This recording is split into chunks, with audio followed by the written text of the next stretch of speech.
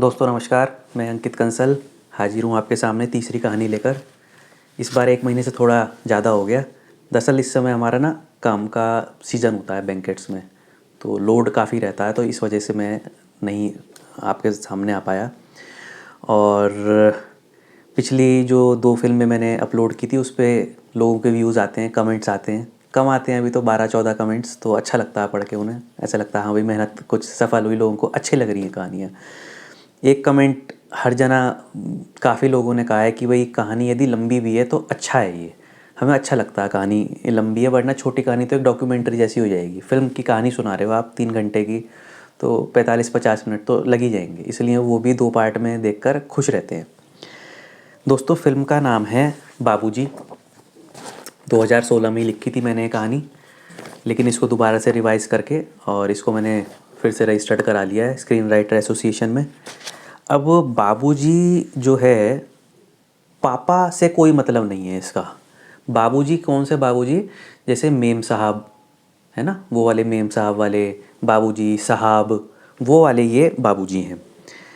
2-3 चीज़ें इस फिल्म के बारे में बता देता हूँ बिना देर करे, फिर हम कहानी पे जल्दी से आएंगे। कि इस फिल्म को लिखते समय ना, जब मैं रिवाइज़ भी कर रहा था और 2016 में भी जब भी लिखी थी मैंने, तो मैं खुद भी इस फिल्म को लिखते हुए कई बार ऐसा हुआ कि मैं खुद भी इमोशनल हुआ। हाँ, तो कहते हैं कि जब कोई राइटर ना खुद लिखते हुए इमोशनल हो या खुद हंसे अपने सीन्स पे, तो समझो कि सीन में जान है। बाकी तो आप अपने कमेंट्स से मुझे बताएंगे। फिल्म में केवल एक हीरो है, वो हीरो मैंने रखे हैं, मतलब एक ही कास्टिंग मैंने रखी है, बाकी मैंने इसमें नहीं कुछ दिमाग लगाया है। बाकी जो जो जैसे जैसे आती रहेगी वो मैं यहाँ पे आपको बताता रहूँगा। फिल्म के हीरो रणबीर कपूर सबसे परफेक्ट उसके लिए सूट करेंगे और कोई सूट नहीं करेगा। एक बात और बता दूं कि फ़िल्म की कहानी तो दोस्तों दमदार है ही, बहुत मज़ा आएगा। मैं आपको बहुत इंटरेस्टिंग, मतलब बहुत चाव से भी सुनाऊंगा, आप चाव से सुनेंगे उसको। कि जैसे डीडीएलजे की कहानी बहुत मजबूत थी, लेकिन उसको निखारने के लिए गानों की ज़रूरत पड़ी, ऐसे ही इस फिल्म को निखारने के लिए लगभग 8 से 9 गानों की ज़रूरत आएगी। आप खुद कहेंगे कि हाँ भाई इस सीन्स पे यहाँ पे गानों की ज़रूरत है, ठीक है। और आपके साथ साथ आज मेरे ऑफिस से मेरे 3 मेहमान भी आए हुए हैं, 3 गेस्ट भी आए हुए हैं। भाई आप लोगों का भी स्वागत है, बिल्कुल बोर नहीं करने वाला हूँ।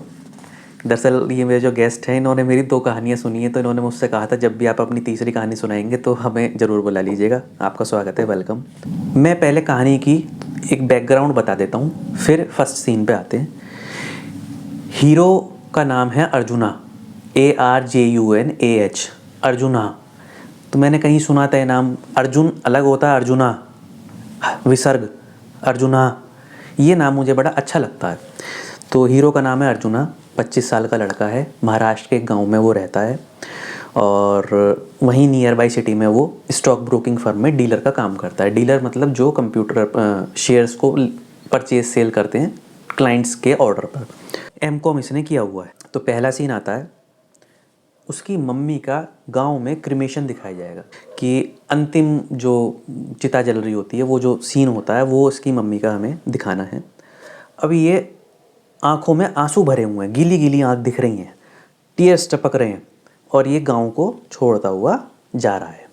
किसी भी जो भी एक व्हीकल हमें वहाँ पे मिलेगा, तांगा वगैरह तो खैर पुरानी चीज़ हो गई, जिस भी व्हीकल में इसको गांव से जाते हुए दिखाया जाएगा।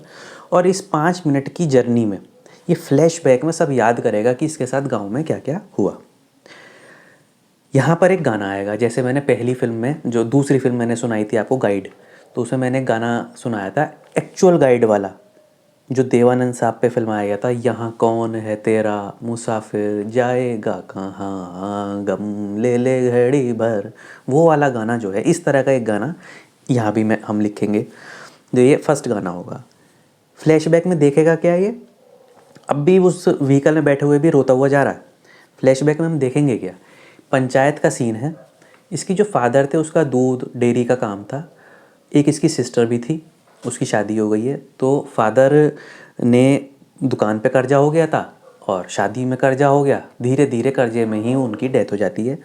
और पंचायत में ये फैसला होता है, बड़े आराम से पंचायत होती है, कोई उसके खिलाफ कोई ऐसा नहीं, आराम से पंचायत होती है, भाई इन लोगों के कर्जा है आपके सिर पे, इतने रुपए में हम आपकी दुकान और मकान दोनों ले रहे हैं, और उसमें उसको 15,000 रुपये बसते हैं, और घर का ये सारा फर्नीचर वगैरह सब बेच देता है। कहता है मैं अब यहाँ मतलब पुराने दर्द में नहीं रहूँगा। तो 15,000 रुपये इसको मिलते हैं। 5,000 ये क्रिमेशन में खर्च हो जाते हैं, 10,000 रुपये इसको बचते हैं। 10,000 रुपये लेकर ये मुंबई जा रहा है।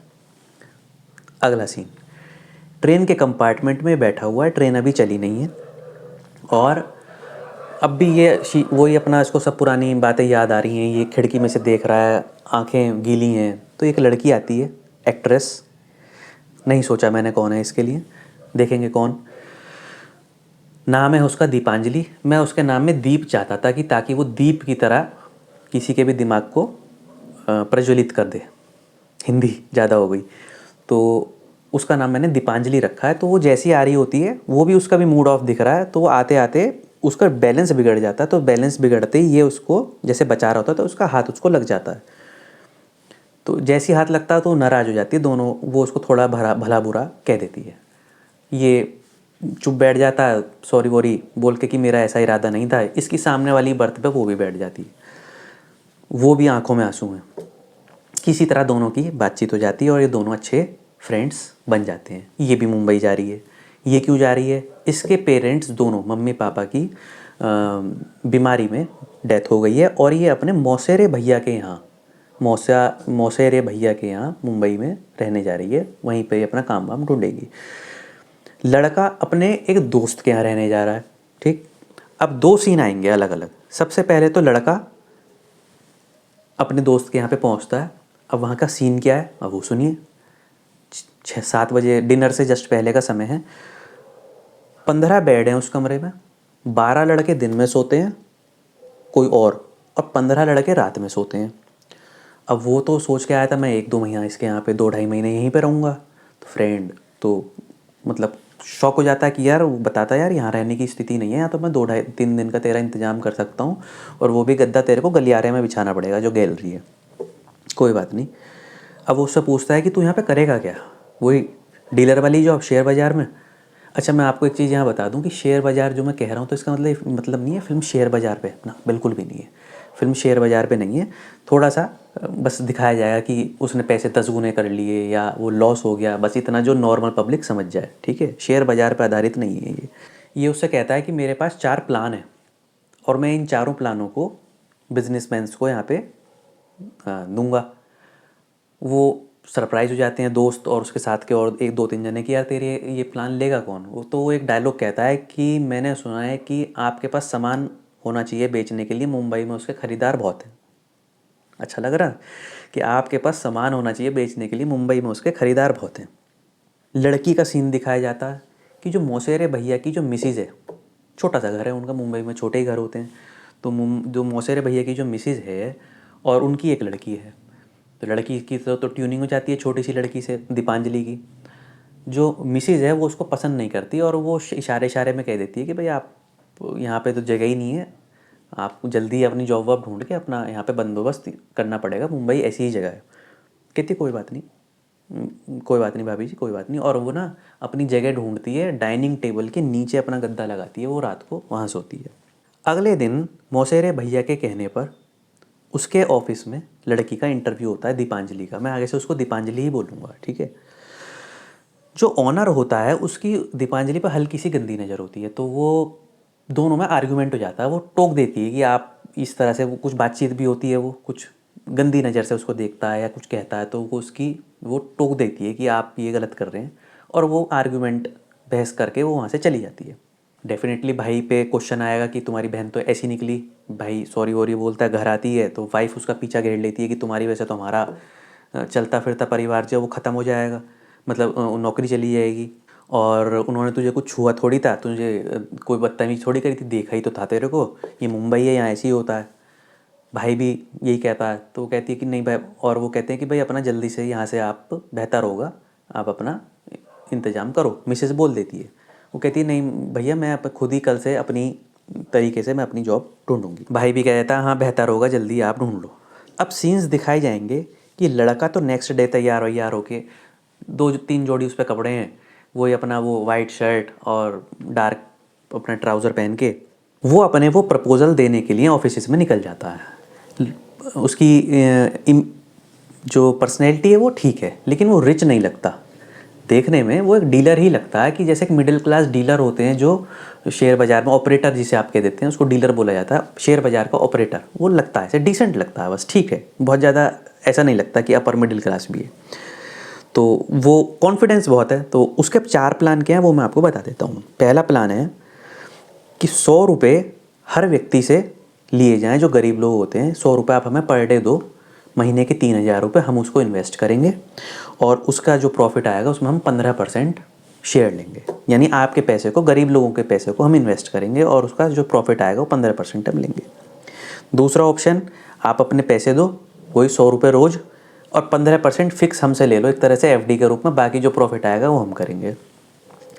तीसरा ऑप्शन वो रखता है, जो उसकी स्कीम है कि आप ना बल्क में शेयर परचेज़ करिए, हमारे बल्क में काम करिए, तो हम आपको ब्रोकिंग पे डिस्काउंट देंगे। वही जैसे आजकल आपने सुना होगा डिस्काउंट ब्रोकिंग का ज़माना चल रहा है, ज़ीरोधा है जैसे, तो वो एक ऑप्शन ऐसा रखता है, उससे भी बेटर रखता है। और चौथा एक स्कीम वो हर जगह अलग अलग रखता है, किसी फाइनेंस कंपनी वाले के पास जैसे चिट फंड खोलने की वो स्कीम बताता है। वो कहता है कि ये जो जितने भी सब्जी वाले, फल वाले लोग होते हैं, इनको ना इनके मार्जिन्स बहुत होते हैं इनके काम में। टिक्की वाला है, पाव भाजी वाला है, इनके मार्जिन बहुत होते हैं, खर्चे कम होते हैं, तो इनको पैसों की जो ज़रूरत होती है, इनकी कमेटी डाली जाए, चिट फंड कह दो आप उसको, कुछ लोग कमेटी भी जानते हैं। तो इनके चिट फंड डाले जाएँ, और उस फंड से हम भी पैसे कमाएंगे, और इनको भी, भाई जैसे 100 लोग हैं, 100 लोगों ने 1,000 रुपये दिए, 1,00,000 रुपये हो गए। अब वो 1,00,000 रुपये 20-20 हज़ार रुपये करके 5 जनों को उधार दे दिया गया। फिर अगले महीने फिर इस तरह से औरों ने डाला, फिर उनको, तो आप समझ गए, इस तरह से चिट फंड ये चलता है। उसमें इनको भी पैसे जो बचते हैं तो वो ये खुद अपने इन्वेस्ट कर देते हैं। लड़की को दूसरे दिन जॉब मिल जाती है, और हीरो अभी भी जगह जगह वो भटक रहा है। वो अपना वो जगह जगह जाता है, अपना प्रपोजल सुनाता है, सब लोग कहते हैं आप क्या इन्वेस्ट करेंगे हमारे साथ। तो वो कहता है जी मेरे पास कुछ नहीं, मेरे पास तो प्लान है, मैं इसका इतने % लूँगा इसी स्कीम का। लेकिन वो जहाँ भी जाता है वहाँ लोगों के ना बेईमानी भरे दिमाग वो वहाँ पर वो देखता है। लड़की को जहाँ जॉब मिलती है उसके बॉस बहुत अच्छे हैं। हमें एक ऐसा बॉस दिखाना है जिसे कहते हैं दुनियादारी की, जिसको समझ है, जो बात बात में उसको कभी ना कभी गाइड जरूर करेगा डायलॉग बोलकर। वो डायलॉग क्या आएंगे मैं आपको बताता जाऊँगा। तीसरे दिन हीरो जब उन ऑफिसेज में दोबारा जाता है जो कहते हैं ठीक है हम आपको बताएंगे, तो वहाँ पे देखता है जो स्कीम्स उसने बताई उनके एडवर्टीजमेंट पोस्टर पहले लगे हुए हैं वहाँ पर। उसको तो गुस्सा आ जाता है, एंट्री उसको वहाँ पे मिलती नहीं है। अब फिल्म का एक दूसरा गाना आएगा, 5-6 उसको लगातार बेईमानी चीटिंग्स का सामना करना पड़ेगा। गाना कैसा होगा, जैसे मुंबई का वो पुराना गाना ना, ए दिल है मुश्किल जीना यहाँ, ये है बम्बई, ज़रा हट के ज़रा बच के है बम्बई मेरी जान, वो गाना हमें यहाँ पे डालना है। क्या क्या बेईमानी होंगी, ऑटो वाला ऑटो करेगा, ऑटो वाले मीटर चालू नहीं करेगा, बड़े प्यार भरी बात होंगी, लेकिन एंड में जाके उसको पैसे ज़्यादा मांग लेगा। फल वाले के यहाँ जाएगा कुछ फल लेने, या तो उसको ये 500 रुपये का नोट देता है कि ज़रा आप ये 500 रुपये दो, छुट्टे दो, मैं इतने दूसरा सामान खरीदता हूँ। तो कहता है इतने में वो आवाज़ लगाता है, देखो तुमने मुझे नकली नोट दिया, नकली नोट दिया। बहुत सारे जने वहाँ इकट्ठे हो जाते हैं, यार तुमने नकली नोट दे दिया। 500 रुपये का उसको चूना लग जाता है, लड़ाई झगड़ा हो जाता है उसका। मोची के अपनी जूते पॉलिश करा रहा होता है, वो कहता है कितने रुपये, 20 रुपये। तो वो पूछता है साहब क्रीम भी लगा दूँ या ये भी कर दूँ, एक दो चीज़ बताता है, जैसे बार बार करते हैं ना, बार बार नाई करते हैं, तो कि ये लगा दूँ ये लगा दूँ, फिर पैसे बिल बन जाता है बहुत सारा। तो बाद में मांगता है 100 रुपये, बोले साहब आपने तो कहा था ये लगा दो। बस कंडक्टर बस में हो जाती है, बस पूछता है हाँ भाई ये वहाँ तक जा रही है, वो कहता है हाँ चढ़ जाओ चढ़ जाओ चढ़ जाओ चढ़ जाओ, कंडक्टर कहता है चढ़ जाओ, और वो होती गलत बस है। फिर उसको हल्का सा पुश करके धक्का दे के चलती हुई बस, हल्की चलती हुई बस से उसको उतार देते हैं। अगली बस में बैठता है तो उसको वहाँ से उठा दिया जाता है, ये लेडीज सीटें उठो यहाँ से। तो उसका तो दिन पूरा ये ऐसा हो गया कि उसका दिमाग ख़राब हो जाता है, परेशान कर देते हैं। शाम होते होते वो एक न्यूज़पेपर के स्टैंड पे जाता है, और वो ऐसी एक न्यूज़पेपर उठा के ऐसी देखने लगता है। तो जैसे ही वापस रखता है, बोले नहीं साहब 6 रुपये दो इसके। क्या मतलब, मैंने तो अभी फ्रंट ही तो पढ़ा है। नहीं नहीं आपने फ्रंट पढ़ लिया तो अखबार पढ़ने के लिए तो होता है। तो उसका तो पूरा दिन इन्हीं चीज़ों में निकल जाता है। अब बहुत मज़ेदार सीन है, जब ये सब यहाँ आके गाना ख़त्म हो जाता है, ठीक है। अब वो नारियल पानी पीता है, तो कहता है कितने का हुआ था, 50 रुपये का। तो कहता है एक दे दो। वो कहता है 50 रुपये का। तो एक ना बराबर में कपल खा रहा होता है मलाई वाला, तो वो कहता है यही वाला दोगे ना, ऐसा देना मेरे को ऐसा। तो उसको दे देता है, वो पी लेता है। तो वो पी रहा होता है, मतलब पीने से पहले, देने से पहले उससे 100 रुपये मांग लेता है। 100 रुपये मांगते उसका, तो फिर यार ये तो मेरे साथ वही चैन चली आ रही है, आज तो मेरा दिमाग दिन ही ख़राब है मेरा तो। अभी सब तो ये सब देखा, अभी 50 से 100 रुपये मांग रहा है। जब उसकी लड़ाई हो जाती है, सबका गुस्सा उसका वहाँ उतर रहा होता है, इतने में दीपांजलि वहाँ आ जाती है। दीपांजलि और इनके आपस में नंबर शेयर हुए होंगे बस। दीपांजलि वहाँ निकल रही होती है और वो वहाँ पर वो आ जाती है और वो उसको रोकती है, अरे अरे अरे लड़ाई से रुको, मतलब वो लड़ाई बचाना चाहती है। और वो कहती है भैया कितने हैं, तो कहता है 100 रुपये। इन्होंने 100 रुपये का नारियल मुझसे लिया, 50 रुपये दे रहे हैं। तो वो 2 नारियल लेती है 100 रुपये वाले। और वो मुंबई में बोला जाता है, जो समुंदर किनारे ना, जो किनारे पे ना एक प्रोमेनेड बोलते हैं, तो वहाँ पर वो बैठकर दोनों वो पीते हैं। वो उसको घर तक छोड़ता है बस में, और बस में जब वो बैठ रहा होता है ना, तो वो डर रहा होता है, वो कंफर्म करता है, बोले लेडीज सीट तो नहीं है। सब हंसते हैं कि नहीं भाई लेडीज सीट नहीं है, ये आप बैठ जाओ। नेक्स्ट डे की मीटिंग का प्रॉमिस होता है, और जब वो उसको घर तक छोड़ने जा रहा होता है, तो उसकी भाभी भैया की मिसेस पूछ लेती है ये कौन है। वो हल्का सा उस पर ऑब्जेक्शन करती है कि कोई बात कोई नहीं, मेरा जानने वाला है मेरा। अब अगला चौथे दिन आता है, लड़का फिर अर्जुन जो है अर्जुना, वो फिर कई जगह अपने प्रपोजल्स देता है। अब शाम को उसे एक चिट फंड वाला ये कहता है कि शाम को हम आपको बताएंगे, पहले दिन कहता है। तो शाम को उसके ऑफिस के बाहर जाता है, एंट्री फिर नहीं मिलती, देखता है वहाँ पे फिर चिट फंड का वो उन्होंने एक एडवर्टीजमेंट लगाया हुआ है। उसी ऑफिस के आसपास लड़की का ऑफिस होता है, सबकी जॉब उस समय छूट रही होती है, 6 बजे का समय होता है, और इसकी वहाँ पे गार्ड से लड़ाई हो जाती है। दीपांजलि फिर इसको देखती है, तो फिर उसको बचाती है, तुम चलो यहाँ से, ये बम्बई है, यहाँ पे सब ऐसे ही होता है। उसकी कहानी सुनती है वो, तो कहती है बम्बई है, यहाँ पे सब ऐसे ही होता है। ये वहाँ जाता है, तो वहाँ पे ना तो डिनर है आज उसके लिए, लड़के के लिए, और ना ही वहाँ पे सोने की जगह। लड़का बोल देता है भाई हमारा काम हो गया, मैंने तुझे 2-3 दिन बोलता है, 4 दिन तू यहाँ पे रह लिया है, 4-5 दिन, अब तुम अपना कहीं और देखो। तो ना खाना मिलता है, और मुंबई में तो आम बात है, मुंबई में बेंच पे जाकर सो जाता है रात को। लड़की इसको कहती है शाम को कि मैं तुम्हें अगले दिन मेरे ऑफिस में जॉब कर लो, जब तक तुम्हें कुछ नहीं मिलता है तब तक तुम मेरे यहाँ जॉब कर लो, बड़े बड़े सपने देखो, बड़े बड़े ख्वाब, कोई बात नहीं, इतने तुम ये वाली जॉब कर लो। बॉस को ये इंटरव्यू देता है, और इंटरव्यू जाने से पहले लड़की की हैबिट है कि लड़की एक टेंपल में ज़रूर जाती है, मंदिर में, लक्ष्मी नारायण जी का टेंपल कह लीजिए, वहाँ ये ज़रूर जाती है। तो ये लड़के को भी वहाँ ले जाती है ज़बरदस्ती, और वहाँ आशीर्वाद वगैरह दिलवा कर इंटरव्यू दिलाती है, और इंटरव्यू में ओके हो जाता है। बॉस उसको रख लेता है, पसंद कर लेता है, लगभग दोनों की सेम सैलरी रख लेता है, ठीक है। सॉरी दोस्तों, बीच में उठना पड़ गया मुझे कई घंटे के लिए, कुछ क्लाइंट्स कस्टमर्स आ गए थे। तो लड़के को जॉब मिल जाती है उसी के बराबर की। अब बॉस जो है वो लड़की को फीडबैक देता है कि लड़का ठीक है, बड़े बड़े ख्वाब हैं, एक ना एक दिन कुछ करेगा, मुंबई में तो हर जना कोई ना कोई ख्वाब लेकर आता है। इस दौरान लड़के को एक बेड भी मिल जाता है, शेयर्ड बेड। उसको तो अभी पिछली रात तो वो बेंच पे ही सोया था। अभी दोनों डेली लंच करते हैं साथ में, शाम को साथ में घूमते हैं, और लड़का अपनी जॉब से खुश नहीं है, वो उसको हमेशा सांत्वना देती रहती है कि नहीं नहीं, एक ना एक दिन तुम अच्छा कुछ करोगे। यहाँ मुझे एक तीसरा गाना चाहिए, समुंदर किनारे दोनों टहल रहे हैं शाम को जॉब के बाद, वहाँ एक तीसरा गाना आना चाहिए। जैसे आनंद फिल्म में गाना है, फिल्म में राजेश खन्ना जी वो जिंदगी है ना गाते हैं ना गाना, वो इस तरह का कोई ना कोई एक खुशनुमा गाना वो वहाँ पर आना चाहिए। सैलरी का पहला दिन होता है, वो हीरो अपनी सैलरी मिलती है, वो अपनी सैलरी से खुश ही नहीं है। अब बड़ा एक मज़ेदार सीन है कि आप कहेंगे तो एक आम सी बात है हर फिल्म में ऐसा होना, कि लड़की की सैलरी जब ये दोनों जा रहे होते हैं, एक चोर उसका पर्स छीन के भाग जाता है। लड़का उसके हीरो अर्जुना उसके पीछे पीछे भागता है। तो एंड में आके एक जगह जब वो थक जाता है, चोर भी, अर्जुन पीछे पीछे, तो अर्जुन क्या करता है, एक नारियल वाले का नारियल लेता है, उसको सिर पे मारता है बहुत ज़ोर से, दूर से। वो नीचे गिर जाता है, पर्स उसका छीन लेता है। अब वो नारियल वाला कौन होता है, वो वही नारियल वाला होता है जिससे उसकी अभी लड़ाई हुई थी। तो वो कहता है इस शहर में मेरे कई सारे दुश्मनों में एक दुश्मन मेरा ये नारियल वाला भी मेरे पीछे नहीं छोड़ता।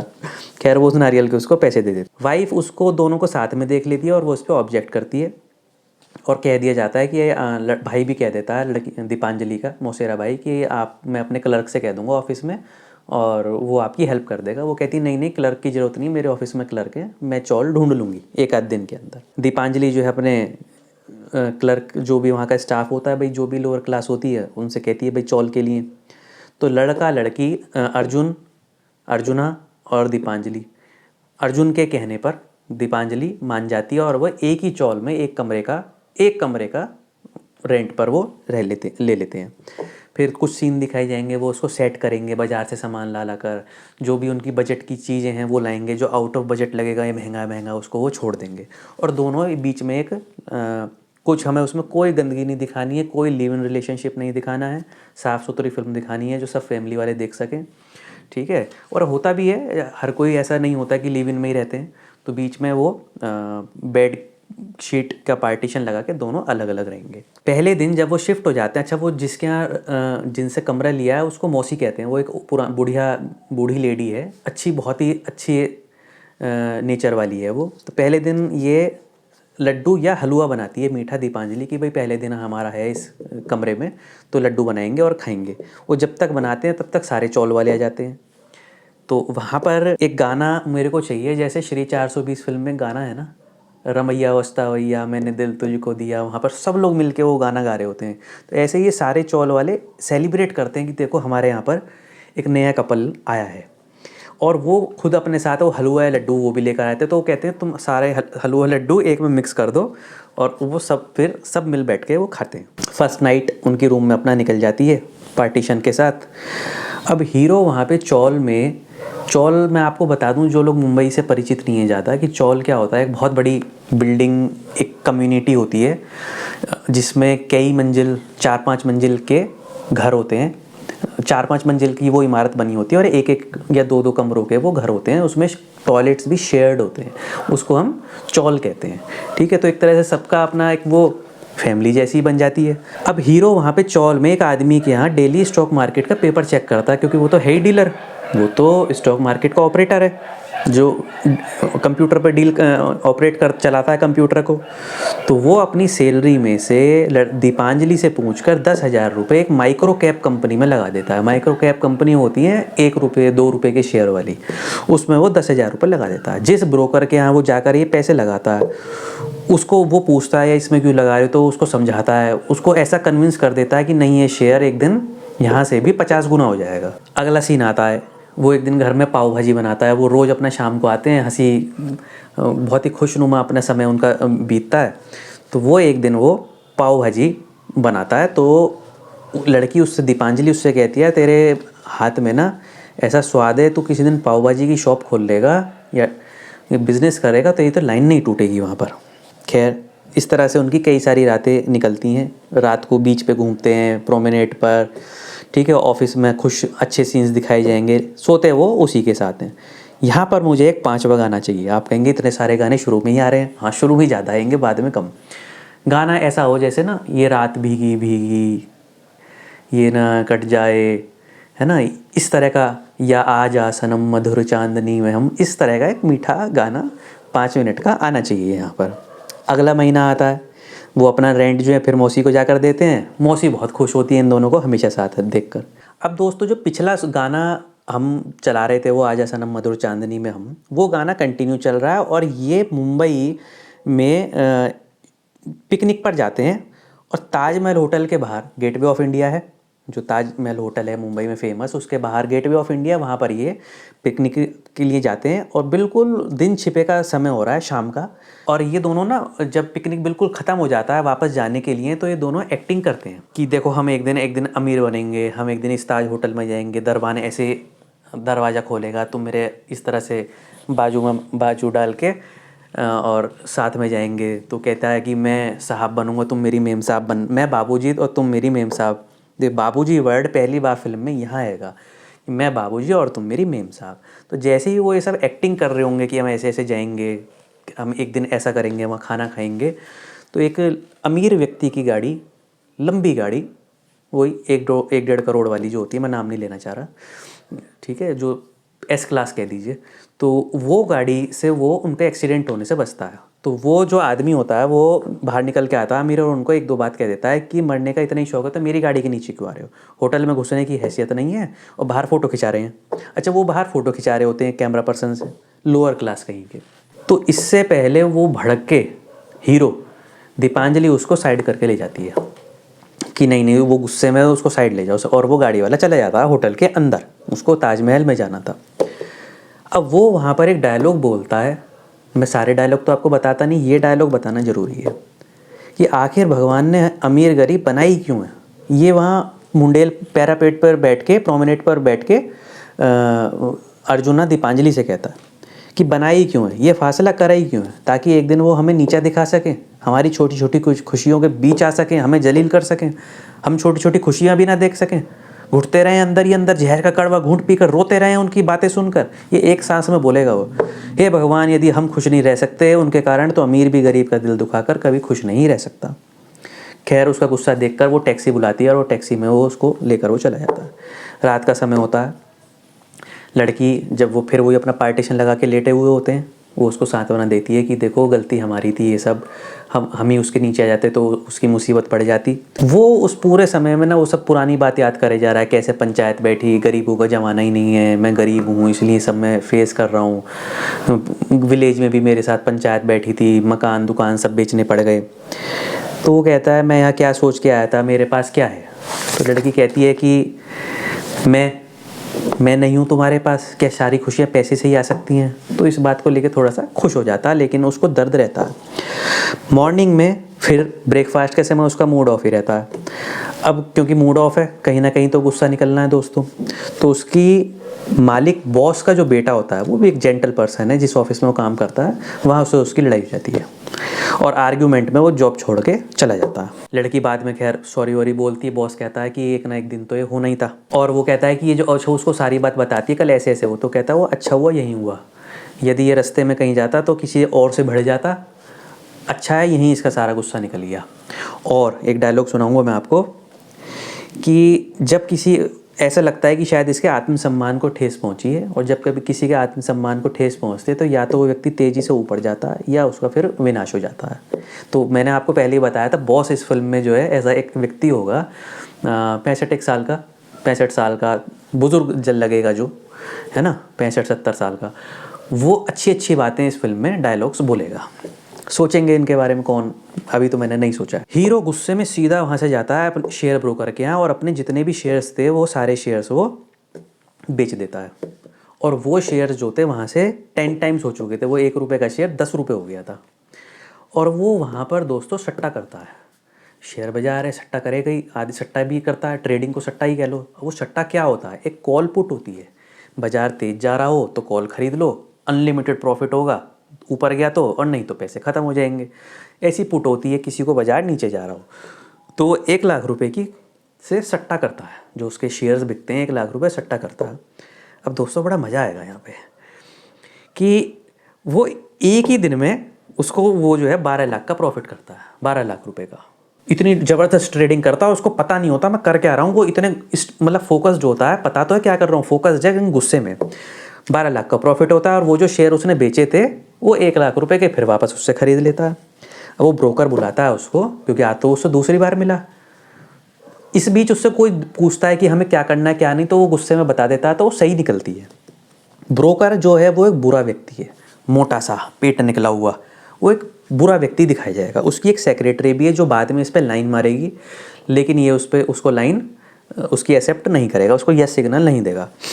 तो ब्रोकर उसको कहता है यार तुमने एक दिन में 1 लाख के 12 लाख कमाए, 10,000 रुपये लाए थे, 1 लाख 10 गुने तो वो शेयर्स हो गए कुछ 2 महीने में, और आज तुमने 1 लाख के 12 लाख कर लिए। तो एक काम करो, डील करो, तुम मेरे पैसे से ट्रेडिंग करो, जो प्रॉफिट आएगा 25% मैं उसका तुम्हें दूंगा, लॉस सारा मेरा। रजिस्टर्ड एग्रीमेंट वगैरह सब हो जाता है। अब घर में तो खुशियाँ छा जाती हैं। वो उसके लिए दरवाजे पे वेट कर रही थी, क्योंकि वो पता नहीं कहाँ गया है, फ़ोन उसने अपना बंद कर रखा था या नहीं उठ रहा था। तो वो खुश हो जाती है, वो कहती है, वो उसको एडवाइस करती है कि भाई ये सारा प्रॉफिट ले लो और इससे कोई बिज़नेस करो, प्रॉफिट आ गया। क्योंकि मेरे दादाजी कहते थे इस बाज़ार में, ये सट्टे में जो जितना कमाता है उससे ज़्यादा खोता है। तुम्हारे भाग्य से पैसे आ गए, किसी के भाग्य से, तुम्हारे अच्छे कर्म से इस पैसे को ले लो। वो नहीं मानता और वो उसे बॉस की बात बताती है कि भाई बॉस बाद में नाराज़, तो वो उनको व्हाट्सएप पे एपोलॉजी भेज देता, माफ़ी भेज देता है। उसको एहसास होता है कि मैं गलत बोला है। दोस्तों वो अगले दिन जाता है। अब अगले दिन वो 12 लाख के 24 लाख कर लेता है, वो फिर डबल हो जाते हैं, फिर डेली प्रॉफिट। और जो बॉस जो उसका ब्रोकर था उसके पैसे से भी प्रॉफिट कर रहा था, 25% उसमें से भी ले रहा था। डेली लेट पार्टी होती है वहाँ पर, लेकिन वो ड्रिंक नहीं करता है, उसको हमें एक जेंटलमैन दिखाना है, जेंटल पर्सन, ना स्मोकिंग ना ड्रिंकिंग, पार्टी में रहता है, ना उसे लड़कियों से कोई मतलब, डेली वो उसके लिए वेट करती है। सेक्रेटरी इस दौरान उस पर लाइन मारना शुरू कर देती है, इस लाइन भी इस तरह से कि शादी इससे करनी है। अब वो एक दिन रात को 1 बजे आता है। अब ना तो उसने खाना खाया दीपांजलि ने, उसके इंतजार में, और कुछ गुस्से भी होती है। वो उससे माफ़ी मांगता है, वो कहता है मैंने एक एम्प्लॉय से कहा था तुम्हें कॉल करके बता दे, लेकिन खैर वो बताता है कि आज इतना इतना प्रॉफिट हुआ। अब वो उसको फोर्स करता है कि भाई तुम जो है जॉब जो है छोड़ दो। तो वो कहती है नहीं, मैं जॉब नहीं छोड़ना चाहती, इससे मेरा स्वाभिमान बना रहता है, आत्मसम्मान बना रहता है, खुश रहती हूँ और ये मुझे व्यस्त रखता है। जो व्यक्ति व्यस्त रहता है वो व्यक्ति खुश रहता है, मुझे ये काम करने दो। वो उसकी बात मान लेता है। अब दोस्तों पैसा इस कदर आना शुरू हो जाता है कि ये जो है लगभग 9-10 करोड़ रुपए कुछ ही दिनों में इकट्ठे कर लेता है। 9-10 करोड़ रुपए, ठीक है। अब बजट, अब आने वाला होता है बजट। सभी को पता है देश में बजट आता है 1 फरवरी को। तो बजट से पहले ये तो रोज ही सट्टा करता है। इसने 1 करोड़ कमाए, 1 करोड़ घटा दिए, लेकिन 10 करोड़ प्रॉफिट इसको आया हुआ है। तो सब लोग बजट से पहले 5 दिन तक बाजार गिर रहा होता है, शेयर बाजार हमारा 5 दिन तक गिर रहा होता है। मैं और डिटेल में नहीं जाऊंगा इसकी, ये तो एक आम भाषा है ना, कोई भी समझ सकता है।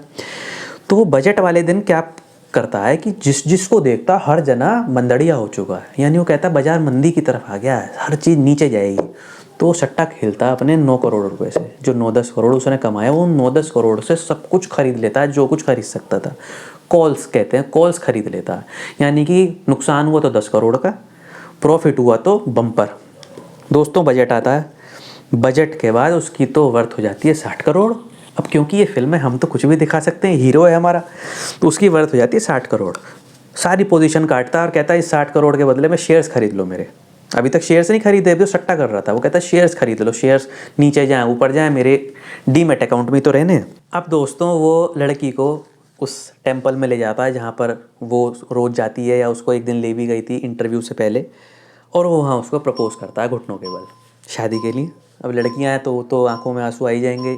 साउथ मुंबई में 3 BHK फ्लैट खरीद लेता है, लाइफ बदल जाती है। एस क्लास, वही मर्सिडीज एस क्लास गाड़ी आ जाती है उसके पास। अब वो किसी भी तरह लड़की की जॉब छुड़वा देता है और उसको एक गाड़ी दे देता है, होंडा सिटी। वो बड़ी गाड़ी को मना करती है, भाई होंडा सिटी रखो, ड्राइवर दे देता है। अब शादी के लिए वो शॉपिंग हो रही है। दोस्तों देखो कैसे समय पलट गया। और घर के लिए फर्निशिंग सामान खरीद रहे हैं।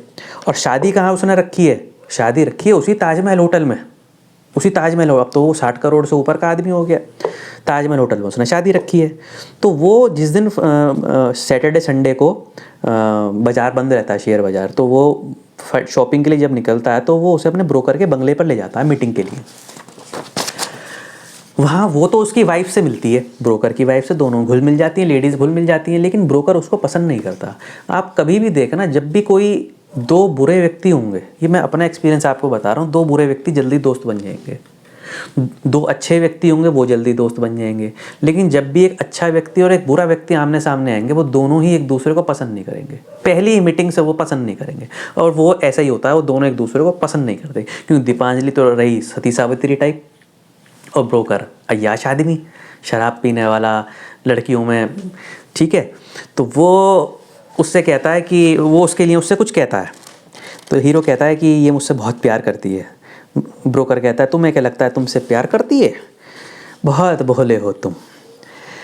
एक ऐसी लड़कियां पैसे के लिए, एक रात के लिए, एक जाती है दूसरी आती है, एक जाती है दूसरी आती है, सब पैसे के लिए सब करती हैं। खैर वो उसकी बात का वो जवाब देकर नॉर्मली, क्योंकि उससे रिश्ते तो बिगाड़े नहीं, वो आ जाता है। अब दोस्तों सगाई से पहले, शादी से पहले ताजमहल होटल में ही जो ब्रोकर्स की एसोसिएशन होती है वो एक पार्टी रखते हैं, और वहाँ पर एक गाना मेरे को चाहिए ऐसा, जैसे श्री 420 में ना, मुड़ मुड़ के ना देख मुड़ मुड़ के, वही, ठीक है।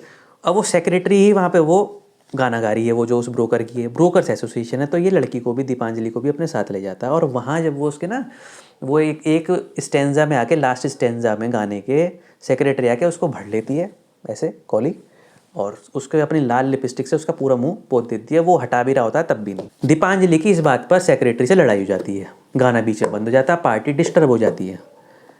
तो उसके दिमाग में तो सब बातें भरी हुई थी अर्जुना के, तो वो उसको भला बुरा वो वाली बातें बोल देता है, कुछ बातें जो ब्रोकर ने उस दिन घर पर बोली थी अपने बंगले पर।